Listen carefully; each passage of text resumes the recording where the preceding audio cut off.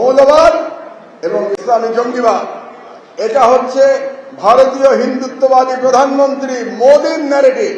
তাই মোদির ন্যারেটিভ বাংলাদেশে ফেরি করেছে যে মিডিয়াগুলো, সেই মিডিয়াগুলো এখনো কিন্তু তাদের ক্ষমতা নিয়ে টিকে আছে। কাজে তাদের বিরুদ্ধে যদি আমরা লড়াই করতে না পারি, এই বিপ্লব আপনি এগিয়ে নিয়ে যেতে পারবেন না। কারণ একটা দেশের মিডিয়া সেই জাতির দর্পণ।